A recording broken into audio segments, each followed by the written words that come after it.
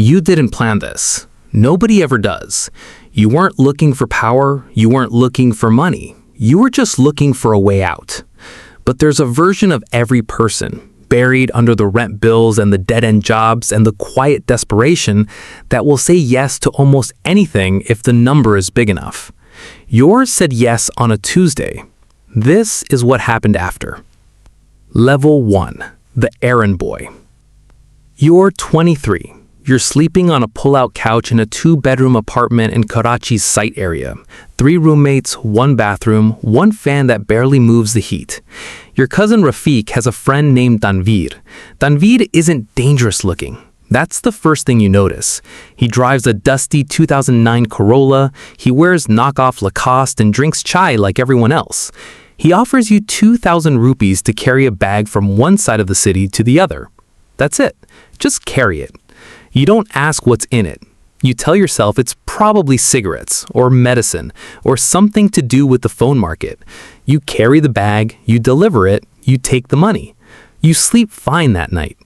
That's the thing about level 1. It doesn't feel like anything. It feels like solving a small problem. It feels like 500 grams of ordinary weight in your hands and 2,000 rupees in your pocket. It feels like nothing. Level 2. The regular. 3 weeks later, Tanveer calls again. The rate has gone up. 5,000 this time. You do the math. That's more than you made in your last 2 weeks combined. You carry another bag, then another. By the 2nd month, you have a routine. Pick up from a shop near the Empress Market, take the bus to Orangi town, deliver to a man who never gives his name, take a different route home. Never the same route twice.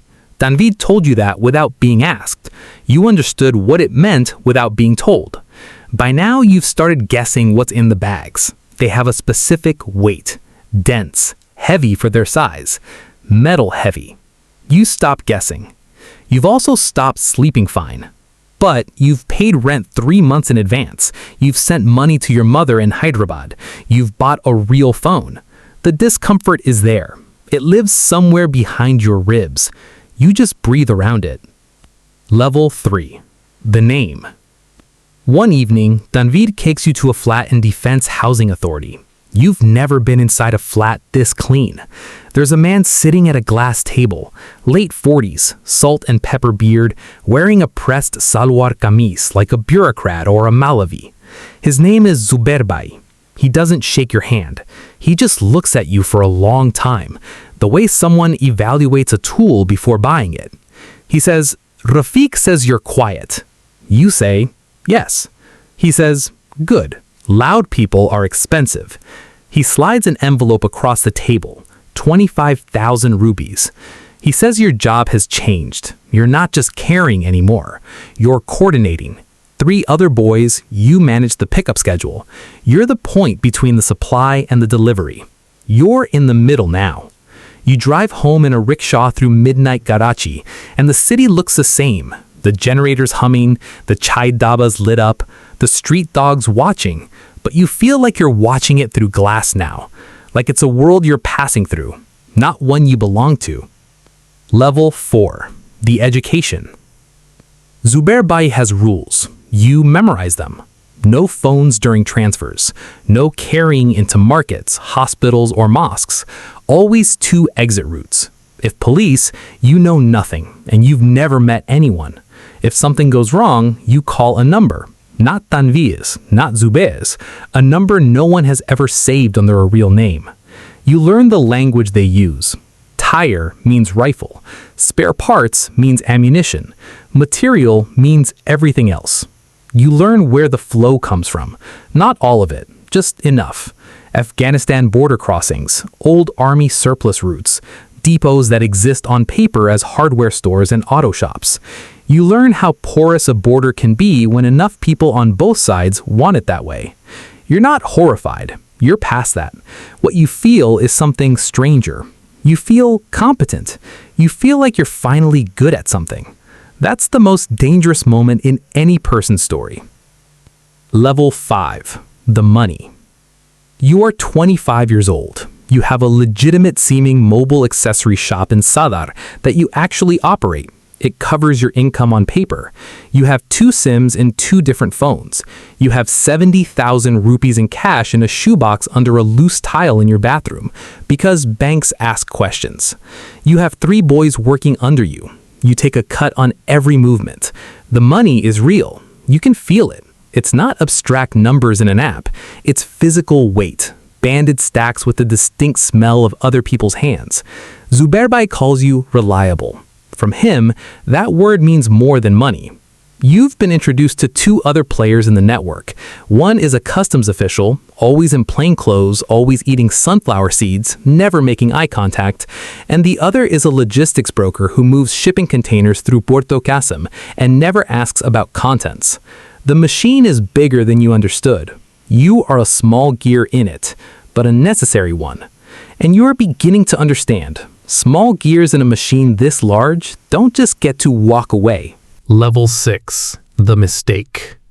One of your boys, Imtiaz, is 20 years old and stupid in the way that young men are when they feel untouchable. He talks at a daba, not about specifics, just tone.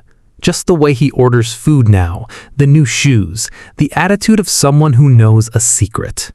You find out through Tanveer, who finds out through someone else. You handle it.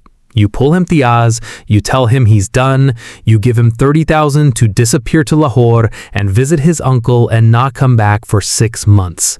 Zubair Bhai finds out anyway. He calls you to the defense flat again. He doesn't raise his voice.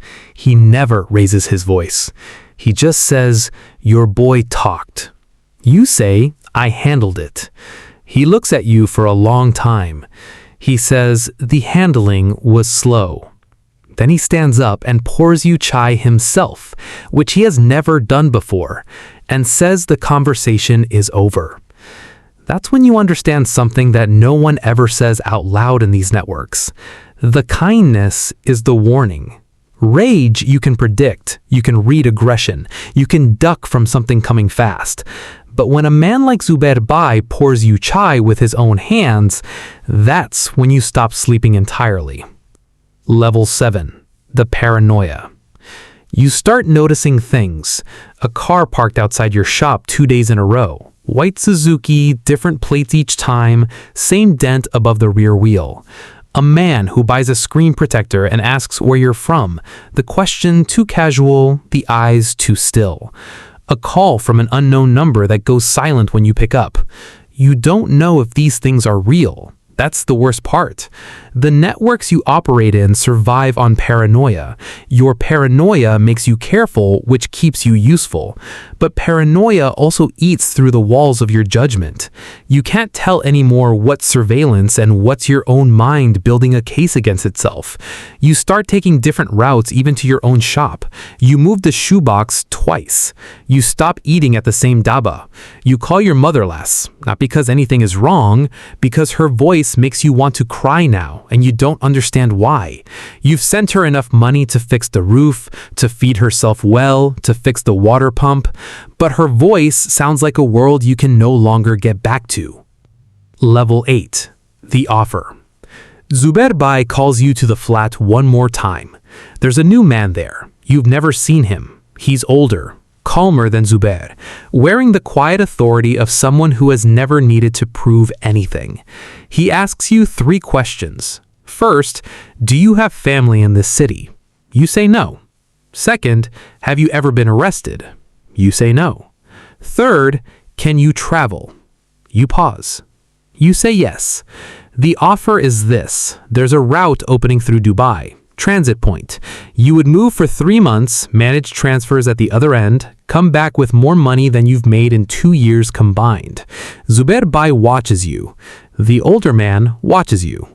You know that yes is not the dangerous answer here. No is. You say yes.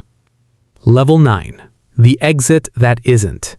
You land in Dubai on Wednesday. The contact who meets you is a Pakistani man in his 50s who drives a Land Cruiser and acts like a real estate broker because that's what his business card says. For 2 weeks, everything runs. Then the contact misses a meeting. Then he misses another. Then you get a message from an unknown number that goes silent when you pick up. You go. There are two men there you've never seen. They speak in a mix of Punjabi and Urdu with an accent you can't place. They tell you the cargo is delayed. You will wait. You don't ask where the original contact is. You wait. 12 days in a flat you're told not to leave during daylight. On the 13th day, you get a call from Tanvir, the first time you've spoken to him in over a year. He says very quietly, Zubair Bhai was arrested 3 weeks ago. He hangs up. And you understand, you are not in Dubai for a transit deal. You are in Dubai because they needed you out of Karachi. You are here because someone gave up the network and Zubair's people needed to sort out who was clean and who wasn't. You are collateral, a pawn moved off the board while the real players rearrange. They don't exist to you as a person. You exist as a variable. Level 10. The Reckoning. You have two choices. You can go to the Pakistani consulate, walk in there and figure out what that means, and what it costs, because it will cost something. Maybe everything you've built. Maybe prison, maybe just the rest of your life as someone who came very close to a very dark world and got out before the last door closed. Or you can wait, go back, rebuild, find new players. The machine always needs gears. There's always another Tanvir. Always another Zubair Bhai. Always another flat in some quiet corner of some city where a calm man with salt and pepper hair looks at you and decides what you're worth. The money is real. The paranoia is real. The cage you didn't see being built around you is real. You sit in that flat in Data. You think about your mother's voice. You think about the shoebox under the bathroom tile in a city that might not be safe to return to. You think about Imtiaz, who you sent to Lahore with 30,000 rupees and an instruction to disappear, the only genuinely kind thing you did in 2 years. And you wonder if he's still there, if he's safe, if he took the exit when it was offered. You wonder why you didn't. The longer you wait, the smaller your choices get. Every level in a network like this is a door that closes behind you. By the time you look back, the exit is 3 or 4 doors behind. And the men guarding those doors, they're not the dangerous looking ones. They never are.